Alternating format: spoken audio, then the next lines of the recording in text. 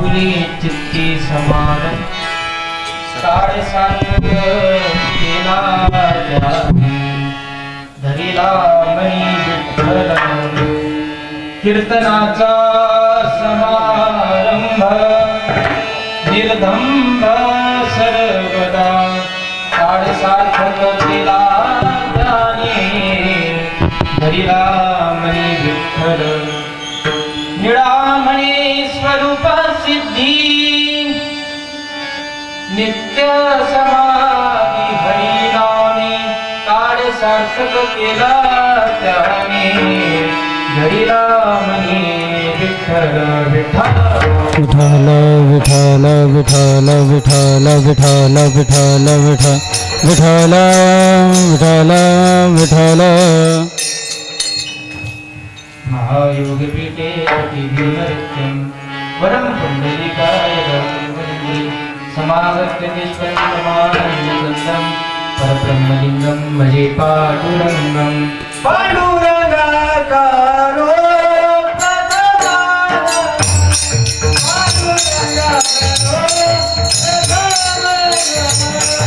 पांडुरंग कर प्रथम नमन पांडुरंग कर प्रथम नमन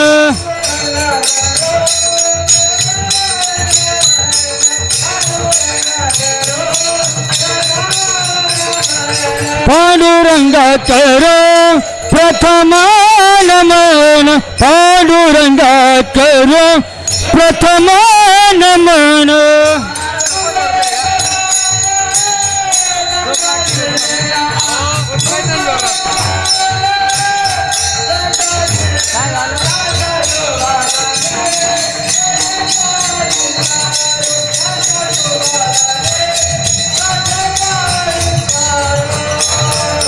चरण संताचिया दुसरे चरण संताचिया त्यांच्या कृपादाने कथेचा विस्तार त्यांच्या कृपादाने कथेचा विस्तार दुसरे चरण संताचिया त्यांच्या कृपादाने बाबाजी सद्गुरु दास तुका दास तुका पांडुरंगा करू प्रथम नमन दुसरे चरण संताचिया त्यांच्या कृपादाने कथेचा विस्तार बाबाजी सद्गुरु नमो ज्ञानेश्वर निवृत्तीधारण सुपंदेव मुक्ताबाई नमो त्रिभुवन पावनी अतत्रे जनी देवाची गुरुर ब्रह्मा गुरुर विष्णु गुरुर देव महेश्वरा गुरुर साक्षात परब्रह्म तस्मै श्री गुरुवे नमः राधा मेरी स्वामिनी है मेरा राज को दास जन्म जन्मों है लीजियो श्री वृंदावन का जय जय जय श्री राधा रमण जय जय नवद किशोर जय गोपी चित्त चोर प्रभु जय जय माधव जिथे ज्ञान विज्ञान संजीव होते जिथे योग विद्येस सामर्थ्य येते जिथे मानवाचा निडे मोक्ष गाथा तुझ्या पायरीशी सदा नम्र माता मनुनीला सामर्थाने गजाननाचा संकर्षणा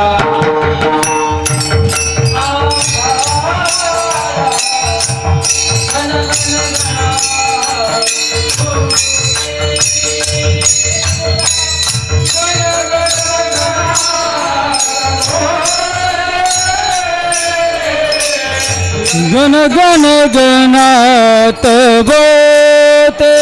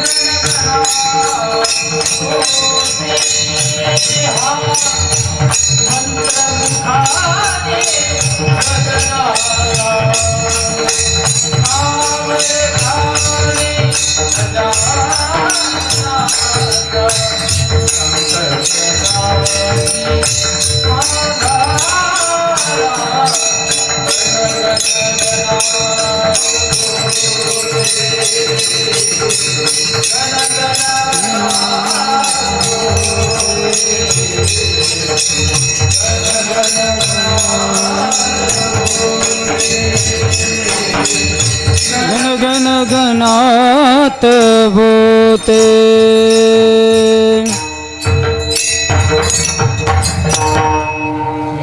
गण गण गणात बोते म्हणून अंगारा सामर्थ्याने गजाननाच्या संकट जाई मारा गण गण गणात बोते गण गण गणात बोते गण गण गणात बोते श्रवणी कीर्ती नामवाची श्रवणी कीर्ती पाऊले चित्ती समान काळ सार्थक केला त्याने ठल ठल ठल ठल विठल विठल विठल विठल प्रस्तुत सेवेकरता घेतलेला अभंग जगद्गुरु तुकाराम महाराज यांचे पट्टे शिष्य विडोबा राय त्यांचा हा 4 चरणाचा आणि छोटासा अभंग. आजचा पहिला दिवस बरोबर ना? सत्याचा की कीर्तनाचा? कीर्तनाचा. आणि सत्याचा कितवा दिवस? 4था दिवस, 5वा दिवस. आजचा सत्याचा 5वा दिवस आणि कीर्तनाचा पहिला दिवस. आणि पहिला दिवस असल्या कारणानं आज नामपर अभंग आज सेवेकरता घेतलेला आहे. तर निळोबा राय या अभंगामधून सांगतात की नाम वाचे श्रवणी कीर्ती. या मानव देहामध्ये आल्यानंतर मानवानं काय केलं पाहिजे आणि काय नाही केलं पाहिजे, म्हणजे सार्थक जीवन काय आणि निरर्थक जीवन काय या अभंगामधून आज आपण पाहणार आहोत. तर त्याआधी छोटासा परिहार देतो, छोटासाच देतो, कारण आता एवढ्या जणांचा जर परिहार दिला तर 11चं नाव घेतच जात कीर्तनेचं. तसं तर आज निळोबारायांचा अभंग घेतला आहे. आणि कीर्तनाच्या साथ संगतीला जसे तुकाराम महाराजांचे 14 टाळकरी होते, आपले 14 तरी 14 पेक्षा जास्त आहेत. तुकाराम महाराजांसोबत जशी टाळकरी होते तसे आज माझ्यासोबत तुम्ही आले, म्हणून तुमचे सर्वांचे आभार. आणि गायनाची पण साथ एकदम चांगली, नाही तर कुठं कुठं अशी साथ भेटते त्याच्यापेक्षा 7.5 बरं, पण मग 7 पण आज एकाहून एक चांगले गायक वादक आज मला कीर्तनाला लाभले. त्यामध्ये हरिभक्त पारायण म्हणजे राठोड महाराज आहेत, संदीप महाराज आहेत, आमचे पाटील महाराज आहेत, आमचे केदार महाराज आहेत आणि सगळे महाराज मंडळी एकेकाचं आता नाव देशपांडे महाराज आहेत. आमचे पहिल्यांदा कीर्तनात उभे राहिले असे महाराजांचे चिरंजीव उभे राहिले. आणि इकडून आमचे घोगे बाबा ते पण माझ्या कीर्तनाला आले. ते का बरं आले कारण त्यांच्या कीर्तनामध्ये मी परवा गेलो होतो म्हणून ते पण आज कीर्तनाला उपस्थित आहे. आमची सदगीर बाबा आहे, दोघांनी पण सुंदर अशी चाल म्हणते. त्यांचे पंडित महाराज आहेत, त्यांचे सुपुत्र आणि सर्व महाराज मंडळी, आमच्या दिदी आणि आजीबाई मस्त दिसतात. तुळशी डोक्यावर घेतली अशी, असं वाटतं वारीतलं कीर्तन चालू. आणि खास म्हणजे इंद्रा चंद्रासारखे वाजवणारे, इकडून इंद्र आहेत ते इकडून चंद्र आहेत, आमचे प्रसाद महाराज आणि आमच्या आबा महाराज आणि सर्व महाराज मंडळी कीर्तन ऐकण्यासाठी सुद्धा दुरून लांबून महाराज मंडळी आलेले. आता सर्वांचं की नाव घेतली, पण सर्वच महाराज मंडळी, कीर्तनकार मंडळी, सर्वांना नमन करतो आणि कीर्तनाला सुरुवात करतो. विठ्ठल विठ्ठल विठ्ठल विठ्ठल नामवाची श्रवण कीर्ती लावणी सर्व काळ सार्थक केला प्यारे हरिला मनी विठ्ठल.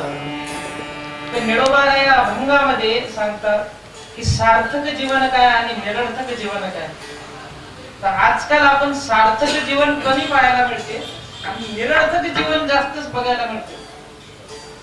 तर माझी भाषा समजते, कारण मी विदर्भातला आणि शुद्ध जर बोलायला गेलो तर असं मध्ये शेतात गेलो आणि वावरातून घरी आलो, म्हणून समजते ना सर्वांना. सार्थक जीवन काय आणि निरर्थक जीवन काय या आजच्या अभंगामधून आपण बघणार आहोत. त्याआधी आपण कोणाचं जीवन स्वतः आचरणात आणायला हवं ते बघूया. कारण या जगामध्ये, या सृष्टीवर 3 जण अवताराला येतात किंवा जन्माला येतात. कोण? एक म्हणजे जीव, एक म्हणजे संत आणि तिसरे देव. 3 अवताराला येतात किंवा जन्माला येतात. तर पहिला आपण जीव कशासाठी जन्माला येते सृष्टीवरती? की मागच्या जन्मातलं जे राहिलेलं कर्म आहे तेच कर्म, त्या कर्माचं भोग भोगण्यासाठी या जन्मात म्हणजे दुसऱ्या जन्मात त्याला परत जन्म घ्यावा लागतो. जोपर्यंत पूर्ण कर्माचे फळ भोगल्या जातील नाही तोपर्यंत तो जन्मामध्ये राहतो.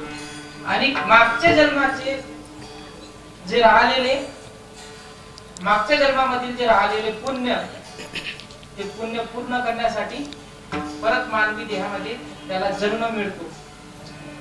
पण पुण्य मानवी देहामध्ये आल्यावर तो पुण्य करेलच का याची गॅरंटी आहे? कारण सर्व आता कशाच्या आहारी गेले? पैशाचे. म्हणजे कोणाला देव करायला सुद्धा टाइम नाही. मी तर भाग्यवान समजतो की आज माझ्या कीर्तनाला एवढी तरी पब्लिक आहे. नाही तर कुठं खायच नाही. तर सार्थक जीवन आणि निरर्थक जीव जन्माला येतो कशासाठी? राहिलेलं कर्म पूर्ण करण्यासाठी. संत जन्माला येतात कशासाठी? जगाचा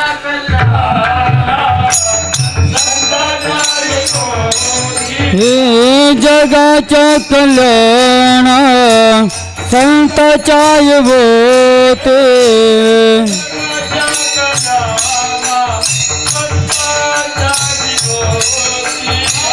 जगाच्या कल्याण संताच्या होते.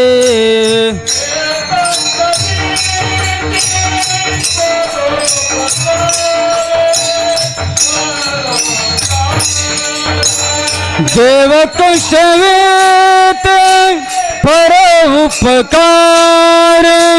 परोपकार.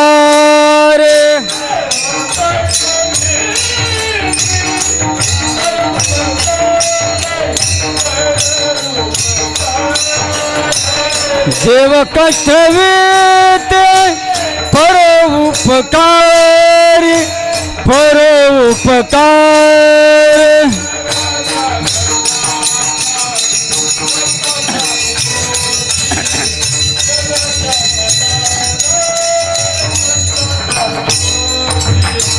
जगाच्या कल्याणा संताच्या युगो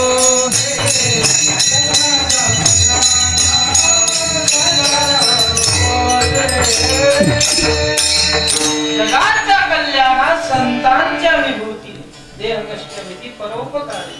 त्या जगाच्या कल्याणासाठी संत जगामध्ये अवतार म्हणजे अवतरित होतात किंवा जन्म घेतात. म्हणजे संत काय करतात? धर्माचे पालन करणे. धर्माचे पालन धर्माचे पालन धर्माचे पालन धर्माचे पालन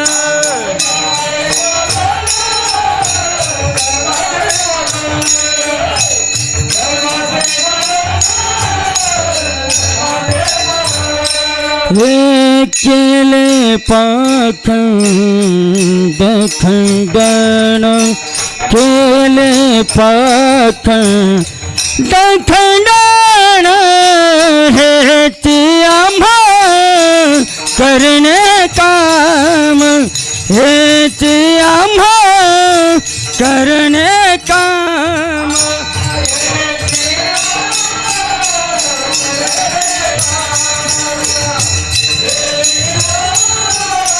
करणे काम.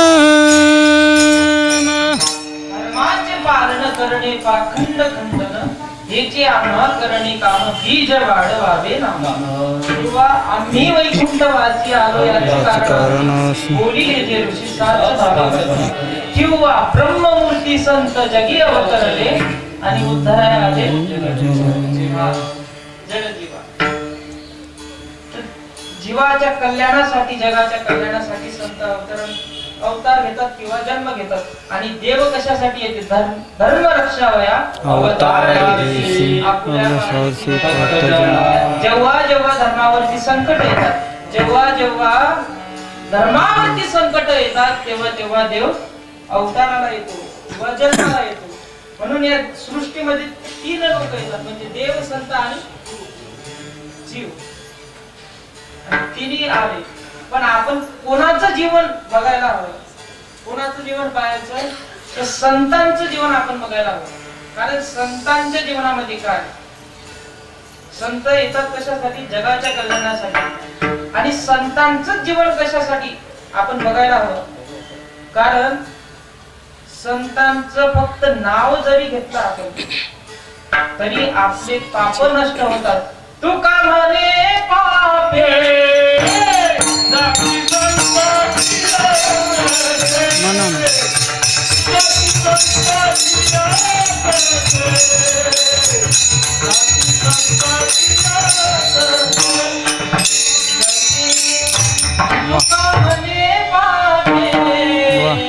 जाती संतांची आपल्या जीवनातील जे पाप आहे ते संतांच्या फक्त नावाचं स्मरण जरी केलं तरी आपल्या जीवनातील पाप नाहीसे होतात. एवढंच नाही. आता तुम्ही म्हणसाल फक्त संतांच्याच नावाचा जर उच्चार केला तरच पाप जातात का? असं काही नाहीये. जर तीर्थावरती तुम्ही स्नान जरी केलं तरी सुद्धा पाप जातात. मी म्हणाल की गंगेवरती जातो आम्ही सर्व पाप एका डुबकीत विसर्जन करून सर्व पापांचे विसर्जन करून आम्ही परत येऊ. पण तीर्थावरती केल्यावर जरी गंगा भागीरथी महादोष निवारिणी आणि सकल स्वामिनी तीर्थाची आमची जरी पाप नष्ट करते पण शास्त्रामध्ये हे नाही सांगितलेलं आहे की ते पुण्य सुद्धा निर्माण करून देते. सांगितलेलं आहे का? पाप नष्ट करेल पण पुण्य होईल का? नाही होणार. पण संतांचं जर नाव उच्चारण केलं संतांचं स्मरण केलं तर पाप तर जातातच आणि पुण्य सुद्धा. पुण्यवंत भावे पुण्यवंत भावे हो पुण्यवंत भावे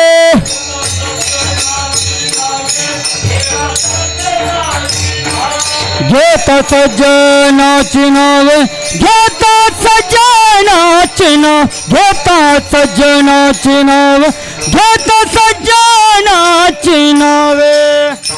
पुण्यवंत भावे घेता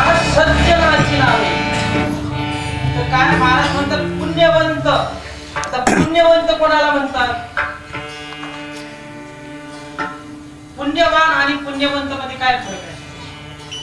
पुण्यवान होणं वेगळं आणि पुण्यवंत होणं वेगळं. पुण्यवान म्हणजे ज्याची लिमिट आहे,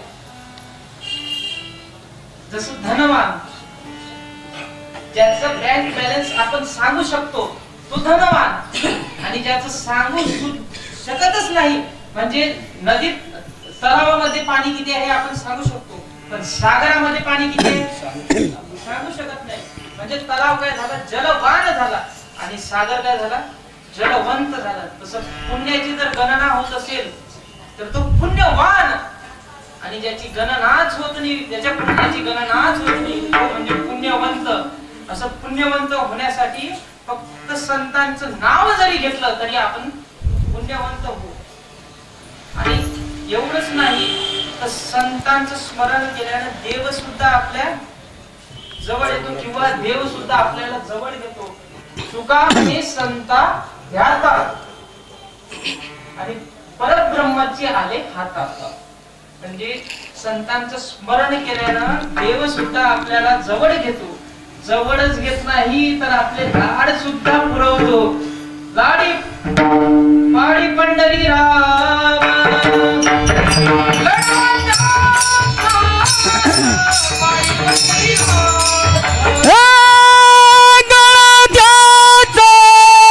पळी पंढरी राम, गळ्याचा पळी पंढरी राम.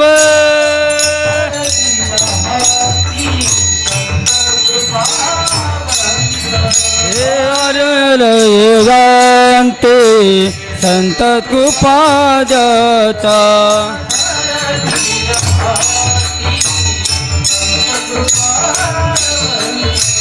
धरती कहती संत कृपा देता.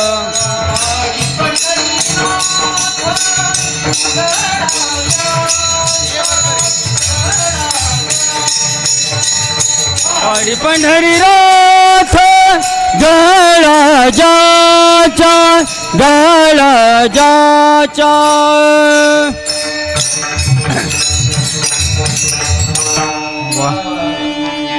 वाडी पंढरीनाथ लळा त्यांचा, धरतीच्या हाती संत कृपावंत. ज्यांनी संतांचा हात धरला किंवा संतांनी ज्यांना जवळ केलं त्यांचे लाड कोण पुरवतो? स्वतः देव त्यांचा लाड पुरवतो. त्याच्यासाठी उदाहरण देतो. जेव्हा एखादं छोटस बाळ आहे आणि चिखलामधून खेळत आलं आणि पप्पा जवळ गेलं, म्हणजे त्यांच्या पप्पा जवळ, तर पप्पा डायरेक्ट उचलून घेतात की त्याला? नाहीच घेत. चिखलाच एखादं पोरगा आहे लहानसं आणि त्याचे नागपूर मधून गंगा सोनपूर मध्ये आली आणि ते वडिलांजवळ गेलं, घेईल का वडील त्याला जवळ? नाही घेणार. आणि तेच जर आई जवळ गेलं तर आई काय करते? जवळ घेते, त्याला स्वच्छ करते आणि नवीन नवीन कपडे घालते, त्याचा मेकअप पावडर वगैरे जॉन्सन बेबी लावून तयार करते, आणि नंतर ते पोरग वडिलांजवळ जाते. नंतर वडील लगेच उचलून घेतात. तसं बाप म्हणजे देव आणि आई म्हणजे संत. जेव्हा संतांनी आपला शृंगार केला, जेव्हा संत आपले शृंगार करतात तेव्हा देव आपल्याला लगेच जवळ करतो.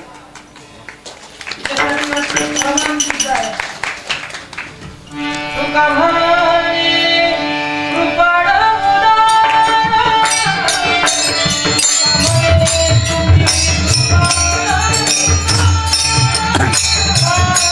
तुका म्हणती कृपा भूतार, तुका म्हणती कृपाळ उधार.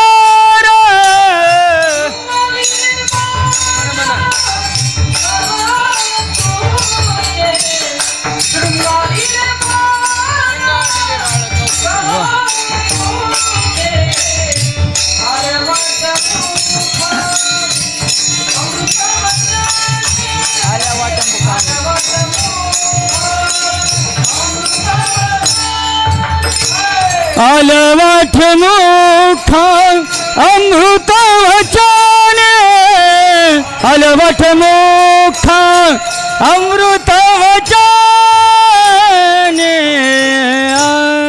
का म्हणे तुम्ही बाळ दुधाळ आणि शृंगारी हे बाळ कौतुकी संतांनी आपल्याला जर शृंगार केला तर देव आपल्याला जवळ करतो आणि संतांचं जर स्मरण केल्यानं प्राप्त जातात म्हणून आपण संतांचं जीवन बघितलं पाहिजे संतांची जर कृपा जर झाली तर कृपादान केलं सांगते कृपादान केलं सांगते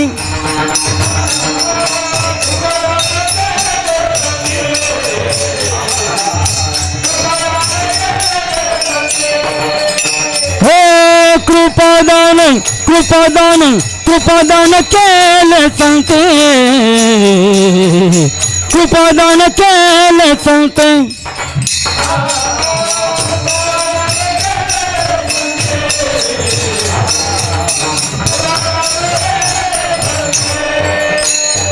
कल्पती कल्पती सरेना कल्पती सरेना कृपादान केलं सांगते कृपादान केलं सांग कृपादान केलं सांग कृपादान केलं सांगते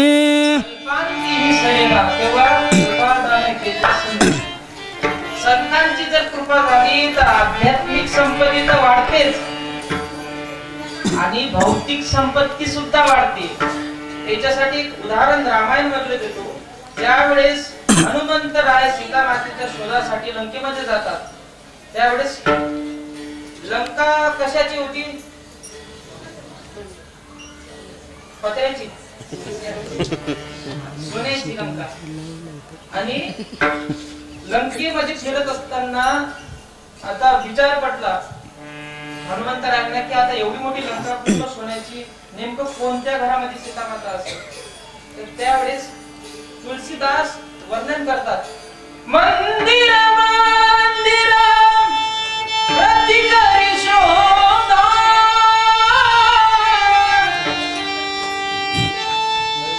अगणित गणित सीता शोधा राम सिया राम जय जय राम सिया राम जय जय राम मंदिर मंदिर प्रतिकरी शोध तर दोन वेळा मंदिर वापरले तुलसीदासांनी तर पहिलं मंदिर म्हणजे लंकेमधील जे राण्या होत्या रावणाच्या त्यांचे जे घर होते ते मंदिराच्या आकाराचे होते पहिले राण्यांचे घर म्हणजे पहिलं मंदिर कोणासाठी राण्यांच्या घरासाठी ते पूर्ण शोधून काढले एक एक राणीचं घर किती राण्या होत्या 80,000 राण्या होत्या रावणाला 80,000 घर शोधून पाहिले सीता मातेचा शोध नाही लागला दुसरं मंदिर म्हणजे लंकेतील जे मंदिर होते आता लंकेत मंदिर कोणाचे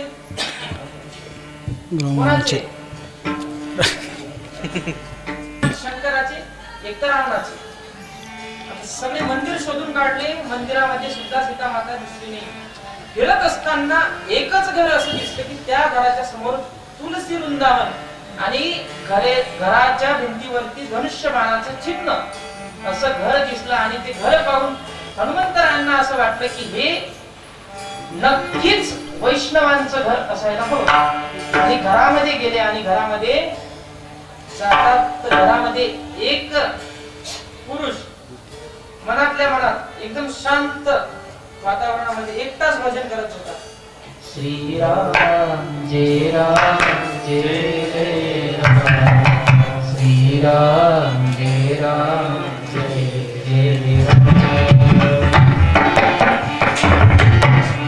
तो एकटा करत होता ना सोबत थोडी करत होता आणि तो व्यक्ती म्हणजे विभीषण रावणाचा छोटा भाऊ विभीषण आणि विभीषणाजवळ गेले आणि हे विभीषण आता हनुमंतराय आल्याच्यानं विभीषणाने भजन बंद केलं आणि हनुमंतरायांना विचारलं की बंधू तुम्ही कोण. आता हनुमंतरायांना बाकी काहीच नाही ऐकलं, कारण भजन चालू होतं आज. आणि हनुमंतरायांना काय आवडते? देवाचं भजन, रामाचं भजन. रामाचे भजन हिची माझे ध्यान. रामाचे भजन हिची माझे ध्यान. राम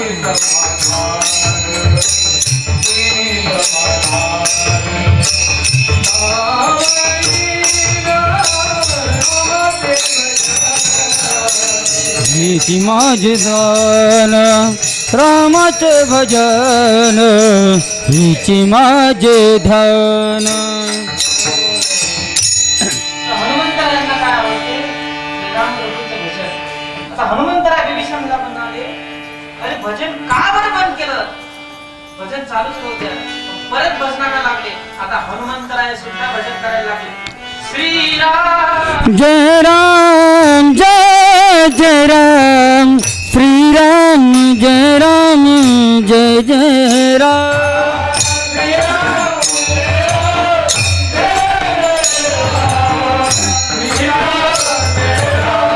जय जय राम. हे एवढे असं जीव काढू काढू गायन करून राहिले, देवाचं नामस्मरण करून राहिले.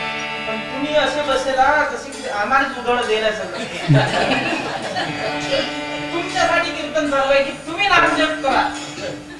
म्हणून आता सर्वांनी हाताने टाळी आणि मुखाने नाम.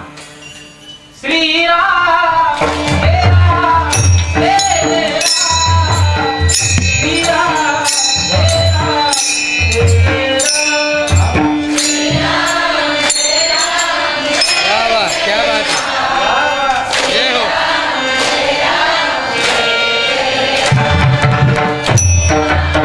मागचा आवाज येत नाही, मागचा आवाज हे का चाललेलं आहे? श्रीराम जय राम जय जय राम. श्रीराम जय राम जय जय राम. जय हो. श्रीराम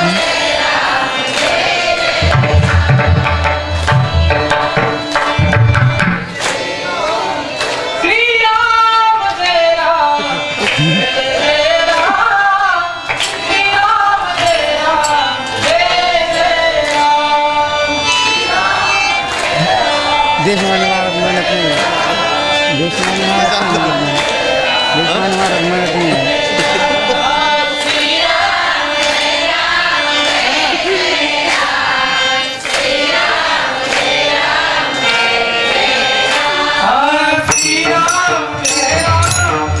जय जय राम. हाँ श्रीराम जय राम जय जय राम, रघुपति राघव राजा राम.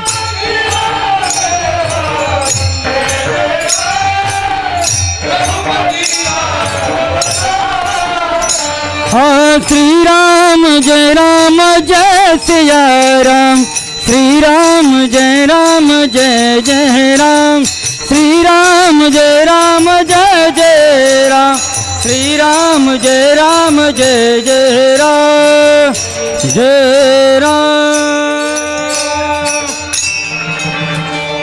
नाही झालं. आणि आता हनुमंतरायाला फक्त पहिला शब्द पकडला विभीषणाचा, बंधू. त्यांनी म्हटलं होतं ना, बंधू तुम्ही कोण? तर हनुमंतरायाने फक्त बंधू शब्द पकडला. आणि हनुमंतराय म्हणतात बंधू. बंधू जर म्हणत असाल तर आपले आई वडील, आपला माय बाप एकच असायला पाहिजे. आपले माय बाप एक नाही तरी सुद्धा तुम्ही बंधू बोलले. चला जाऊ द्या, बोलले तर बोलले. आता आपण आपले माय बाप एकत्र आणू. तर माझ्याजवळ बापाचा पत्ता आहे आणि तुझ्याजवळ मायचा पत्ता आहे. तू मला मायचा पत्ता दे, मी तुला बापाजवळ देतो. आणि तसंच झालं. हनुमंतरायांना विभीषणजींनी सीता मातेचा पत्ता दिला आणि हनुमंतरायांनी विभीषणाची ओळख देवासोबत करून दिली. हनुमंतराय कोण? संत. संतांनी विभीषणाला देवाजवळ नेलं. संतांच्या कृपेनं देव जवळ आला म्हणजे आध्यात्मिक संपत्ती वाढली. आणि भौतिक संपत्ती कोणती? देवाजवळ गेल्यानंतर देवाने लगेच त्याला लंकेचं राज्य देऊन दिलं, म्हणजे भौतिक संपत्ती सुद्धा वाढली. म्हणून संतांच्या कृपेने काय आध्यात्मिक संपत्ती आणि भौतिक संपत्ती दोन्ही सुद्धा वाढते. म्हणून आपण संतांचं जीवन चरित्र बघायला हवं. आणि हे जे संतांचं चरित्र आहे ते काय, तेच निवडून आहे अभंग आहे. नामवाचे श्रवण कीर्तन, नामवाचे श्रवण कीर्तन, नामवाचे श्रवण कीर्तन, नामवाचे श्रवण कीर्तन.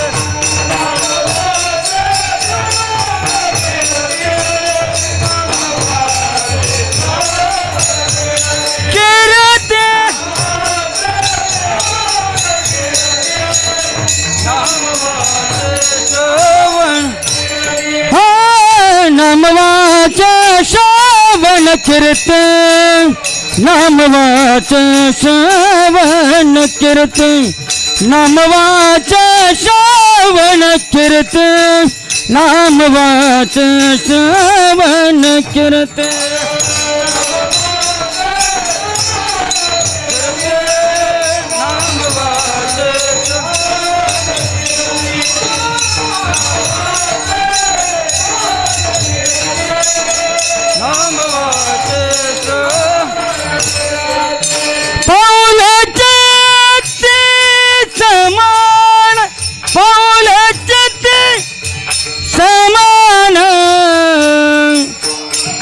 काळ सार्थक केला त्याने, काळ सार्थक केला त्याने, काळ सार्थक केला त्याने,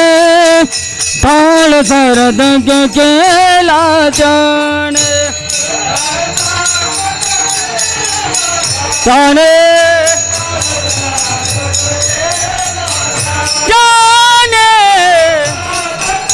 केला त्याने, काळ सार्थक केला त्याने.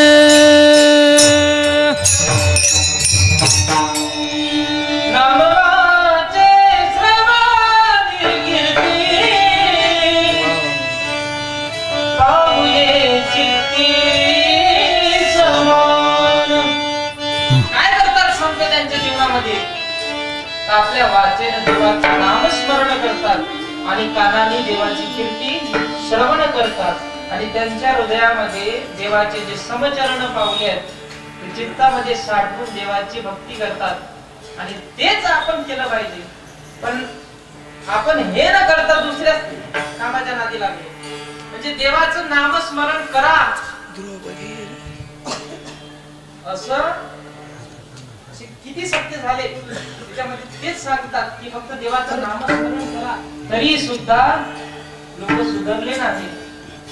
करता का तुम्ही रोज नामस्मरण करता?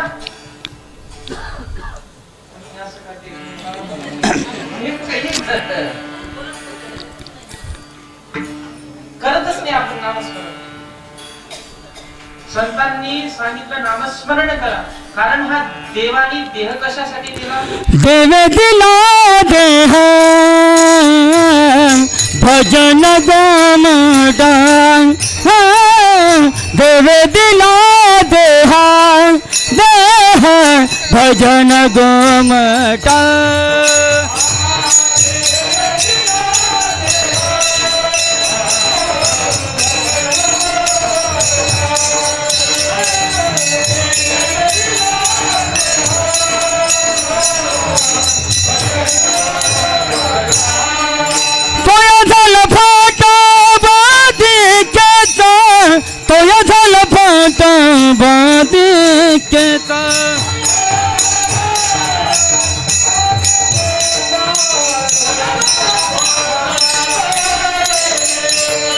हरि मुखे गाता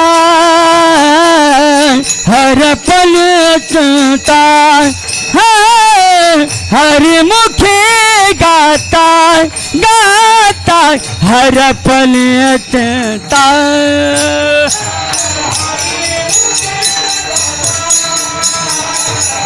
हर पले चलता चलता हर मुखे गात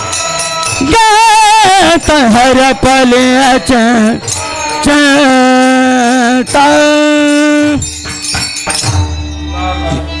देवी दिला देह भजना गोमटा. किती गोमटा दिलाय, किती सुंदर दिलाय देह. एवढा सुंदर दिला की घराच्या बाहेर निघताना 10 वेळा आरशात पाहतो आपण. पाहतो ना, एवढं सुंदर मुख दिलं, गोमट मुख दिलं. कशासाठी दिलं? राम भजन कमल मुख राम भजन को दिया. एवढे सुंदर हात पाय दिले. दिले इंद्रिय हात पाय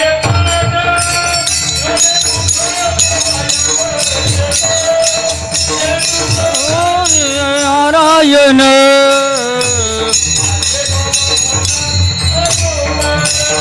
दिले इंद्रिय हात पाय कान मुख डोळा वचन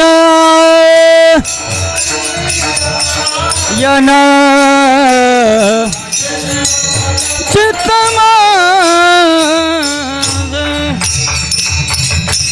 दिले इंद्रिय हात पाय कान डोळे मुख वचन. मन जेणे तू तुळसी नारायण नासे भवरोग नासे जीवपण भवरोग. दिले इंद्रिय हात पाय कान. कशासाठी दिले? देवाच्या भजनासाठी. तुम्ही एक विचार करा, एवढं सुंदर नाक दिलं, एवढे सुंदर कान दिले. कधी कधी असा विचार येतो, जर हे कानाच्या वरती फरदड नसते दिले तर चष्मा कुठं लावला असता? खोटे खोटे असते, चष्म्याची दाढी वगैरे असते. एवढं सुंदर. जर एकच हात नसता दिला, एकच हात दिला असता,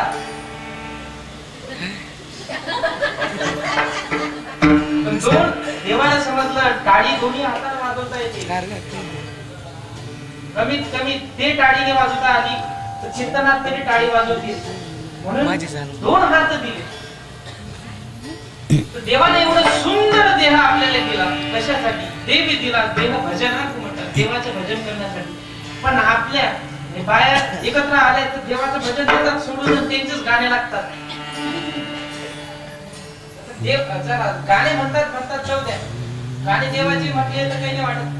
त्याची लिखित असो की संतांची लिखित असो, देवाचं नामस्मरण होते. पण देवाचं देतात सोडून आणि भावाचेच गाणे चालू करतात. असंच आता जात्यावर पहिल्या आधी जात्यावर गाणे म्हणत. एक बाई उठली पहाटे उठली आणि जात चालू केलं. रामाच्या पायामध्ये किती सुंदर शब्द वापरले. सकाळचा टाइम आहे, रामाच्या पायामध्ये जात वंगा जात वाज वंगा उठले गोधडीतल्या सोंगा. असे आपले गाणे ते तर जाऊ द्या. एकटी होती म्हणून 2-3 जणी जर असल्या तर आता फिरायले. आता एकीनं चालू केलं तिच्या भावाचं वर्णन. तिनं चालू केलं. निंबाच्या झाडामागे माझा भाऊ दारू पाडी, कोण्या मेल्यानं गेली गाडी, आली पोलिसाची गाडी. आता हे ऐकून समोरची बाई म्हणते, माय बाई व काय गया दिला तुले देवानं, म्हणजे काय गळा दिला तुला देवानं. आता एवढं ऐकून हे काय कमी गया अजून त्याने चरण जोडते. पुढे काय म्हणते, याच्याहून खास तिच्या भावाचं वर्णन.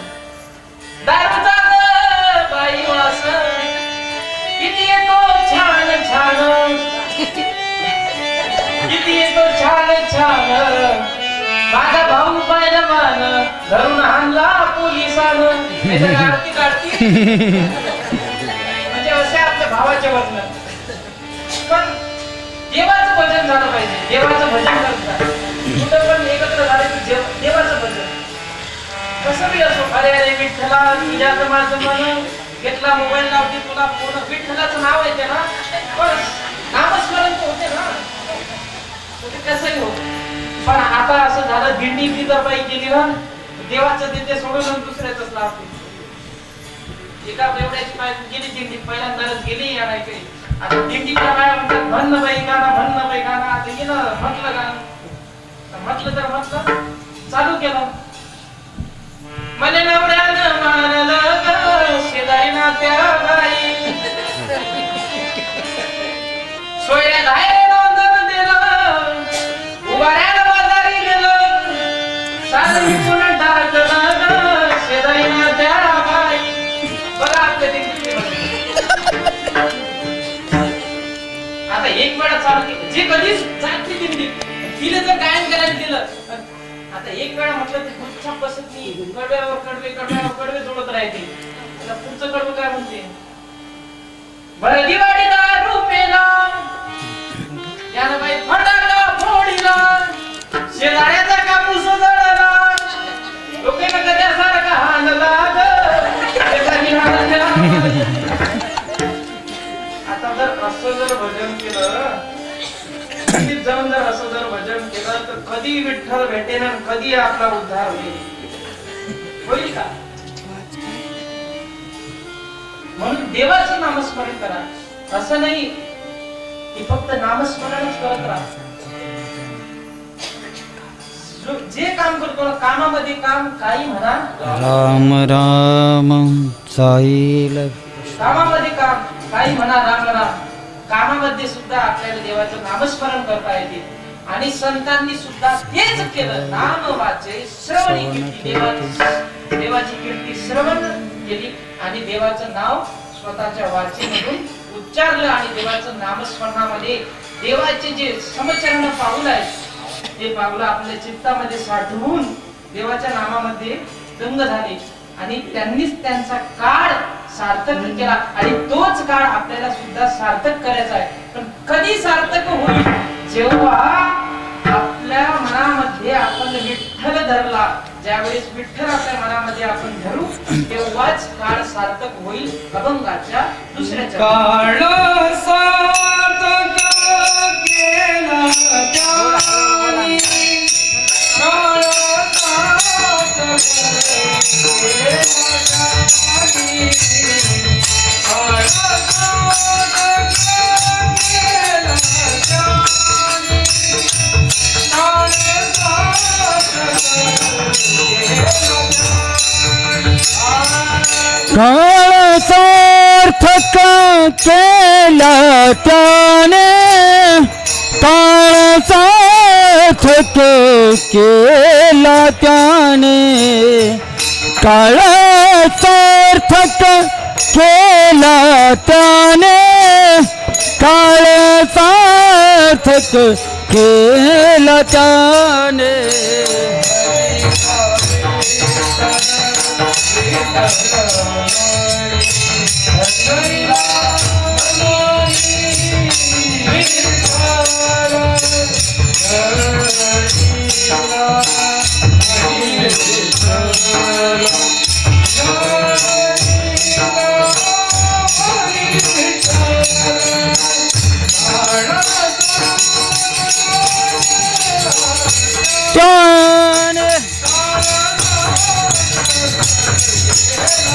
त्याने सार्थक त्याने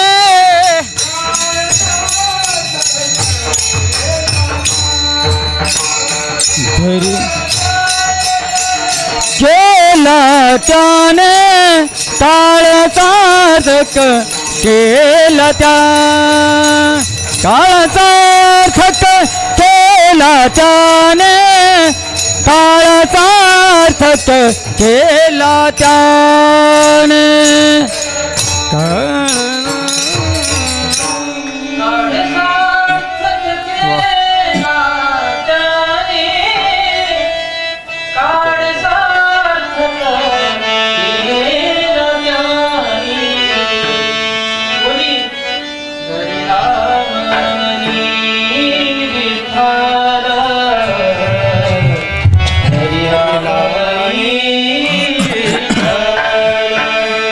Hare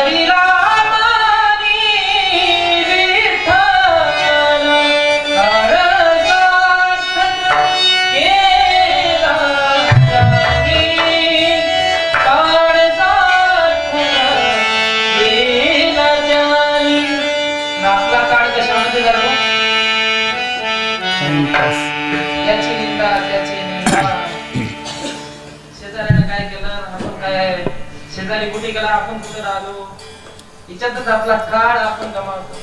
आपलं जीवन कसं चाललं, आपलं जीवन आपण सार्थक केलं पाहिजे.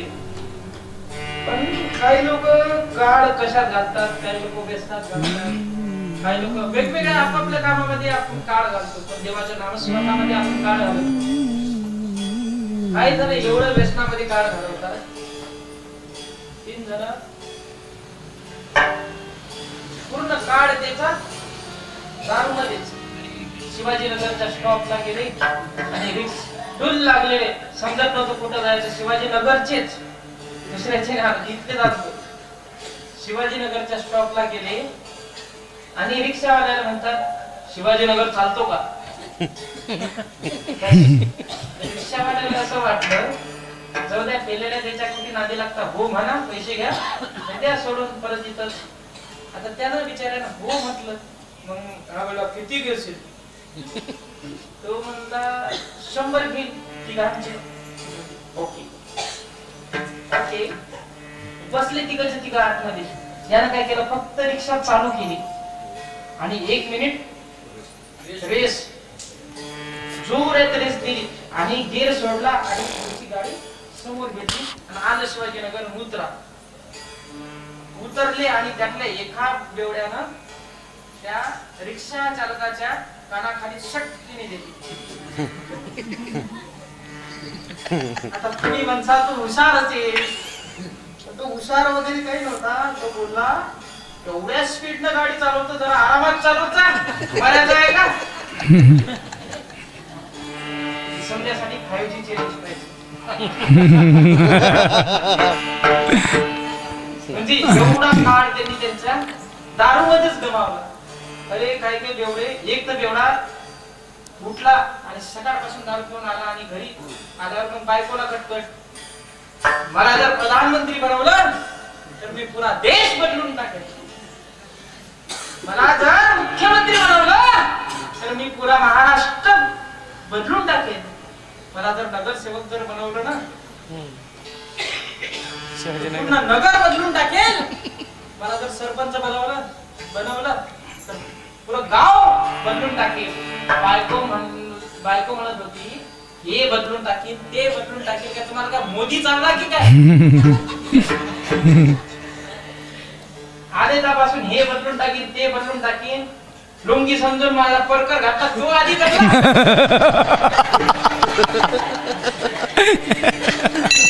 काही जण एवढे व्यसनाच्या आहारी जातात, एवढे जातात.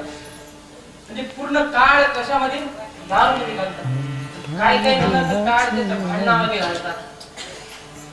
काही जणांना असं आहे की भांडण केल्याशिवाय अन्न जात नाही, पोट भरत नाही, जेवण सुद्धा जात नाही, एवढं भांडण करतात. असंच एका गावामध्ये म्हातारी होती भांडखोर.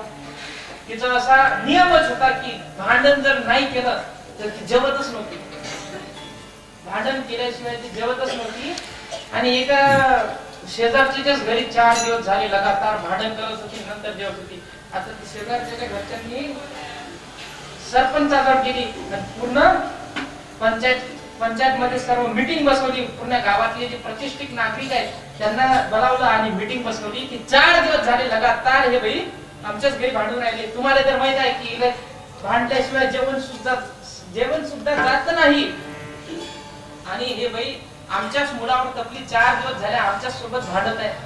मग एवढं जर तिला भांड्याचं शौक आहे तर तुम्हाला सांगते की एवढा जर तिला शौक आहे तर तिला एक घर नेमून द्या, आज तिथं तर उद्या तिथं. आता पंचायत मध्ये ठरवलं की यांचं सुद्धा बरोबर आहे, कारण हे रोजच भांडल्याशिवाय तिला जेवण जगत नाही. एकाच जर घरी भांडली तर त्याचा संसार चांगला नाही चालणार, ज्यांच्या घरी भांडत आहे त्याच्या.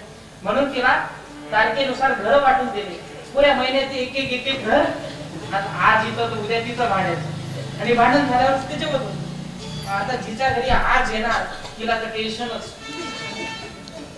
आज ती भांडखोरी येणारच आहे. आता ते तिच्या सुनीला सांगते, बाई मला तर आता टेन्शनच आलं, आज आपला नंबर आहे. आता सूनबाई म्हणत होती, आत्याबाई आपण काही बोललोच नाही तर ते एकटी कशी काय भांडेल, काही बोलू आपण बोलायचं असतं. आता यांचं ठरवलं की काही बोलायचंच नाही, झालं तसं. पण नेमकं आधीच्या काळामध्ये आधी असं होतं, लायटर वगैरे काही नव्हतं, विस्तव न्यायचे. ज्यांच्या घरी पहिल्यांदा चूल पेटली त्यांच्या घरून विस्तव न्यायचे. आणि बाजारामध्ये जात असताना ही बाई तिकडून आली आणि यांच्या जी सासू होती त्या सासूला म्हणत होती, तुझ्या घरचा मला विस्तव दे. आता हे बोलली, आता हिचा तर मूड दिसत नाही भाड्याचा, आता विस्तव द्यायचा तर द्यायचा, हिनं की भाडं नाही आणलं. आता हे बोलली, अगं बाई तुम्ही भांड सुद्धा आणलं नाही, तवा सुद्धा आणला नाही, तर मग कशामध्ये विस्तव देऊ? हे म्हणे टाकतात पदरात. मग आता हे म्हणे पदरात कसं काय टाकू, पदर जडीन ना. जडीन तर जडीन, तुझ्या बापाचा जडीन काय, लागलं भांडण चालू. हे बघून तिच्या शेजारची तिला थंडी तापत आला. हे म्हणे उद्या आपला नंबर आहे, हिले असं जर भांडण केलं उद्या आपला नंबर आहे. तिला ताप आला आणि तिची सून जी होती ते जरा हुशार होती. हे आत्याबाईला बोलली, आत्याबाई तुम्ही काहीच टेन्शन घेऊ नका, तुम्ही फक्त घराच्या आतमध्ये राहा, घराच्या बाहेर घेऊ नका. आणि जसं दुसरा दिवस निघाला, भांडती गेलीच तिच्या दारी आणि म्हणते, कुठे आहे तुझी सासू? सुनेला म्हणते, कुठे आहे तुझी सासू? मला भांडायला तुमच्या इथला दिवस आहे. आता हे म्हणत होती, असं आहे का, तुम्हीच येणार होते का भांडायला? माझी सासू बोलली ते भांडायचा काहीतरी पूर्व नियोजन करण्यासाठी गेली, तर बाहेर गेलेली आहे. कुठं गेले बाहेर? पूर्व नियोजन म्हणजे भांडायची तयारी करायला. ते म्हणत होती, नावीच्या दुकानामध्ये टपलं करून भांडायचं आहे, जर तुम्ही केस वाटले टपलं करून येत आपलेच केस आहे, हे बी जाते आणि टपलं करून येते. आता आलीला आली म्हणते, बोलाव तुझ्या सासूला. आली मी पण चटणी करून. हे म्हणे ते आता शेंदूर आणायला गेले, शेंदूर वगैरे तेल वगैरे लावून येते. शेंदूर लावून तेल लावा पूर्ण टकलेले आणि चेहऱ्याले. आधी बोलाव तुझ्या सासूला.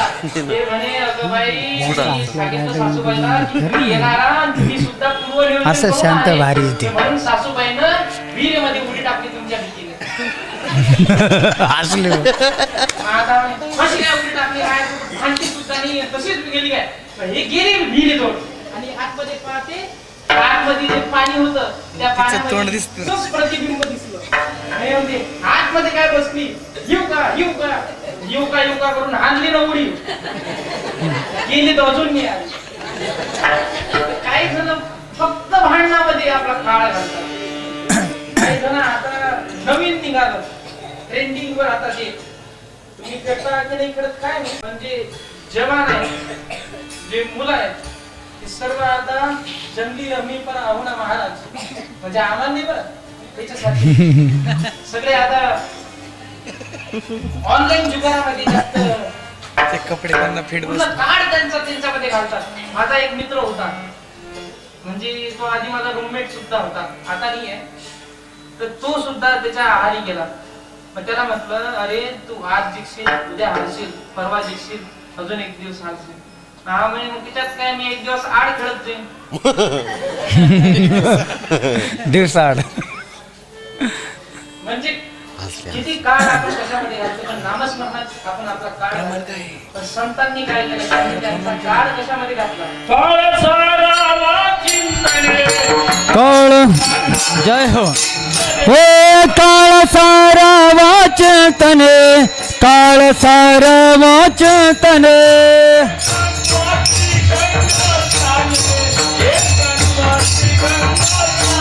एकांतात गंगा स्नान, एकांतात गंगा स्नाने.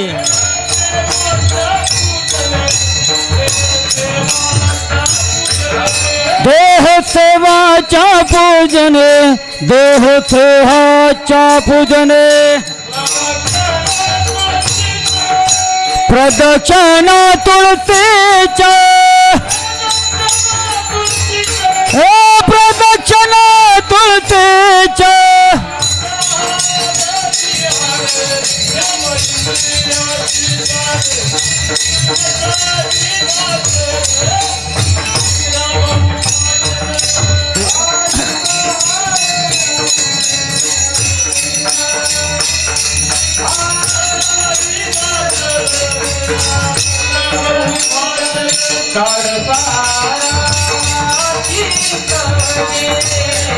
कळसारा वाचतने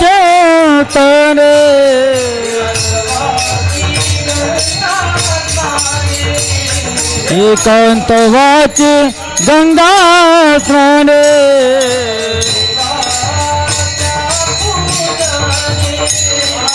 देवांच्या पूजने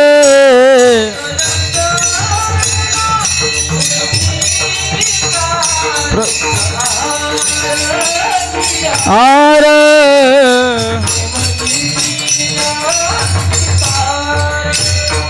विक्त तुळसीच्या विद आहार बिहार हार इंद्रियांची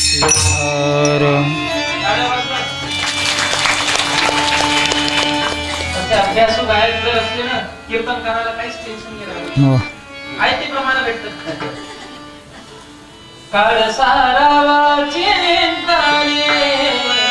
एकांत वासी गंगा स्नानी देवाच्या पूजने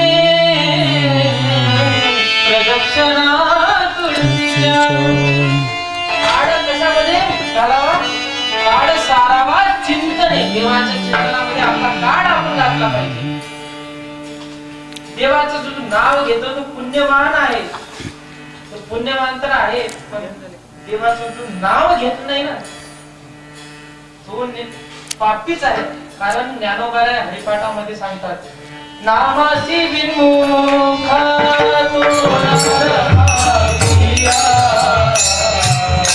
नामासी विमुख तो नरपापिया नमसे मुख तो नर पपिया नमसे मुन्मुख नो नर पपिया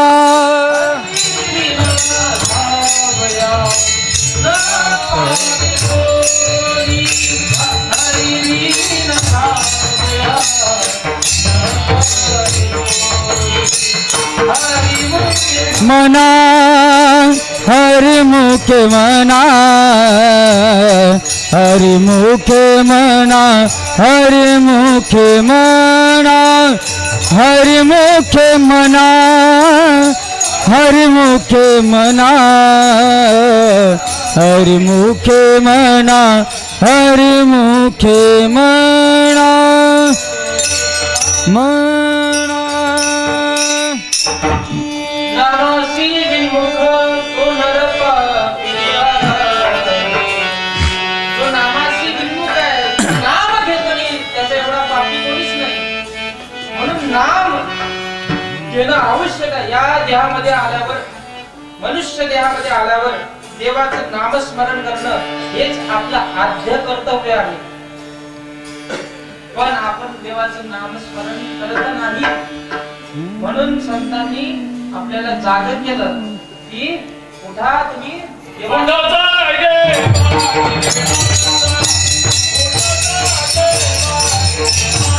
उठ जागे हारे आता उठ जागे हारे आता पंढरीनाथ स्मरण तेरा पंढरीनाथा भाव चरणी ठेवा माथा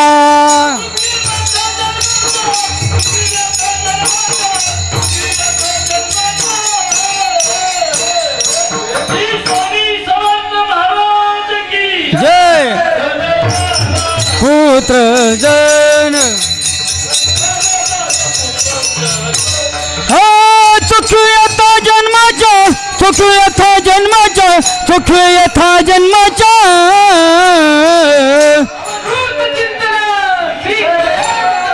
धनदारा पुत्र जन धनदारा पुत्र जन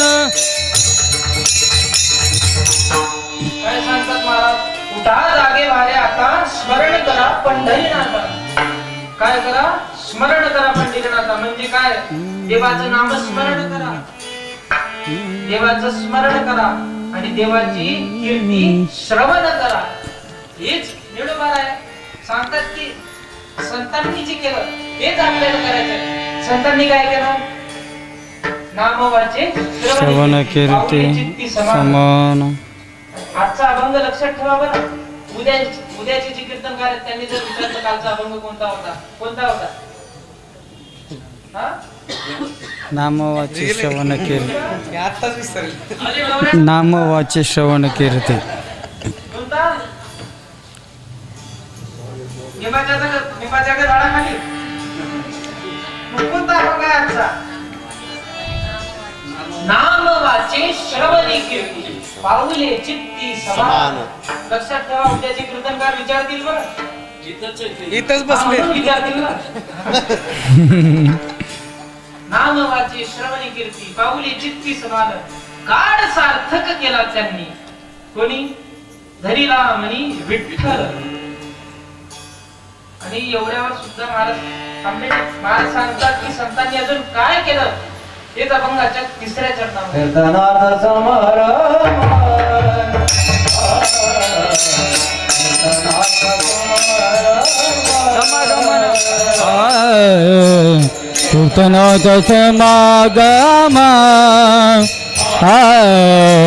कीर्तनाचा समागम.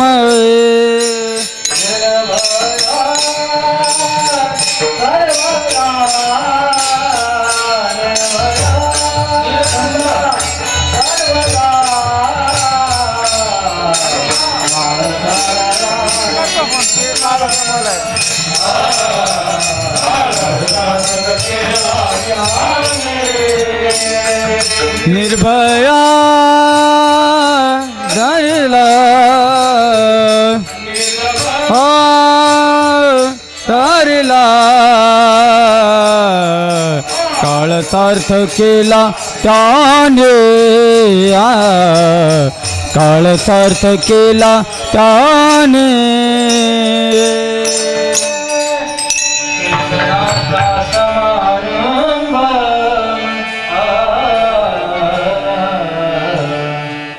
निर्धंब सर्वदा. कीर्तनाचा समारंभ निर्धंब सर्वदा. कीर्तनामध्ये दांभिकपणा नसायला पाहिजे. आणि कीर्तनकारामध्ये सुद्धा दांभिकपणा असायला पाहिजे. पण एक बोलू, छोट मुख बडी बात. आजकालचे जे कीर्तनकार आहेत ना, त्यांच्यामध्ये सर्वात जास्त दांभिकपणा ठासून ठासून भरले जातो. दांभिकपणा म्हणजे काय? म्हणजे दुसऱ्याची ईर्ष्या करणं, दुसऱ्यांचा द्वेष करणं. म्हणजे जेवढे कीर्तनकार एकमेकांचा राग करत नाहीत ना, तेवढे तुम्ही सुद्धा एकमेकांचे वैरी नाही. म्हणून महाराज सांगतात, कीर्तनकार किंवा कीर्तनाचा समारंभ जर नामस्मरण जर करायचं असेल ना, तर कोणाच्या बद्दल राग, ईर्ष्या, द्वेष, दांभिकपणा आपल्यामध्ये नसायला हवा. पण ते आपल्याला जमणारच नाही आणि आम्हाला सुद्धा जमणार नाही. आपल्या सर्वांमध्ये दांभिकपणा आहेच. तर तो जेव्हा नष्ट होईल तेव्हा आपल्याला देव प्राप्ती होईल किंवा देव आपल्याला जवळ करेल. तर दांभिकपणा नसायला हवा. आणि निर्दंभ सर्वदा, सर्वदा नामस्मरण सर्वदा करायला सांगतात. नाही तर निर्दंभ सर्वदा लावसा. सर्वदा जो शब्द आहे तो नामस्मरणासाठी आहे, की ते देवाचं नामस्मरण करायला पाहिजे. ते कधी? सर्वदा. तुम्ही म्हणसाल सर्वदा सगळं देवाचं नामस्मरण करायला जर लागलो, मग बाकीचे काम कोण करेल? हा जो संसार आहे का देवाच्या नावानच चाललं का? एक दोन दिवसा अगोदरच मी महाराजांचं चरित्र वाचलं होतं. दगा बाबा, दगा बापू. दगा बाबा त्यांना कधी पण भेटायला कोणी गेलं किंवा कसं पण, ते नेहमी फक्त एकच मंत्र म्हणायचे, हरे राम राम सीताराम राम राम, हरे राम राम राम सीताराम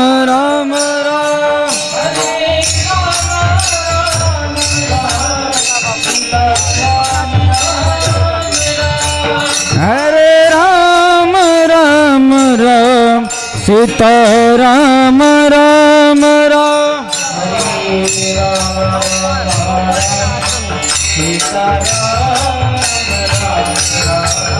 हरे राम सीता राम राम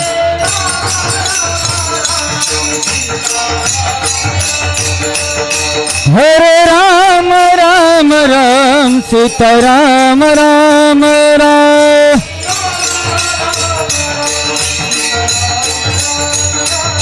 हरे राम राम राम सीता राम राम राम स्मरण करायचे बघा बाबा. जर बस मध्ये जर गेले, बस मध्ये चढून जायचे आणि कंडक्टर जर आला तिकीट तर हे फक्त एकच हरे राम राम राम ज्यावेळेस त्यांचे शेवटचा काळ होता तेव्हा त्यांना दवाखान्यामध्ये नेलं होतं.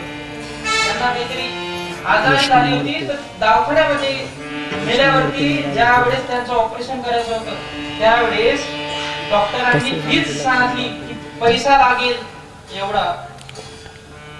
त्यावेळेस दगा बाबा म्हटले तुला पैसाच लागतो ना, तर माझ्या बेड खाली माझा कमंडलू ठेवलेला आहे, तर कमंडलू मध्ये ठेवलेला आहे तू बघ. आणि त्या डॉक्टरांनी जो कमंडलू घेतला तर त्या कमंडलू मधून सुद्धा आवाज आला हरे राम राम हरे राम राम राम सीता राम राम सीता राम राम हरे राम राम राम सीता राम राम राम. बघा संतांच्या संगतीत असलेला कमंडलू सुद्धा देवाचं नामस्मरण करतो. पण आपण मनुष्य असल्यावर सुद्धा आपलं तोंड नामस्मरण करत नाही. अरे जनाबाईच्या गौऱ्या सुद्धा विठ्ठल विठ्ठल म्हणतात, पण आपल्या गौऱ्या मसनात गेल्या पण आपण विठ्ठल विठ्ठल म्हणत नाही. मीराबाईच्या सोबत जो तानपुरा होता ना, मीराबाईने जर तानपुरा असा बाजूला ठेवला आणि मीराबाई दुसऱ्या इकडे जर गेलं तर तानपुऱ्यातून सुद्धा कृष्ण कृष्ण आवाज यायचा. पण आपल्या मुखामधून देवाचं नामस्मरण येते. म्हणून कीर्तनाचा समारंभ काय आपल्या मध्ये दांभिकपणा जो आहे तो जोपर्यंत नष्ट होत नाही तोपर्यंत नामस्मरण आपल्यामध्ये आपल्याकडून होणारच नाही. आपण जे वरच्यावर नामस्मरण करतो तेवढ्यानं की देव आपल्याला पावणार नाही. त्यासाठी आधी दांभिकपणा नष्ट करावा लागेल, नंतर देव आपल्याला जवळ करेल. म्हणून कीर्तनाचा समारंभ निर्धंब सर्वदा. आणि नंतर निरोबाऱ्या सांगतात की एवढं जर केलं तर मग संतांच्या आयुष्यामध्ये काय झालं त्यांचं. निळाभणे स्वरूप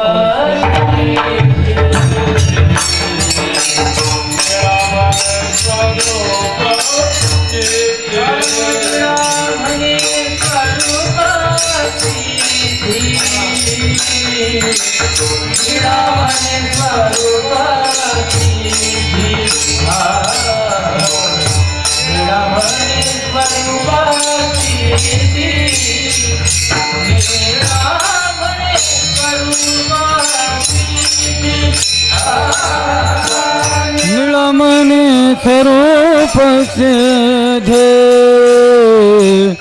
नीलमणि स्वरूप सिद्धे नीलमणि स्वरूप सिद्धे नीलमणि स्वरूप सिद्धे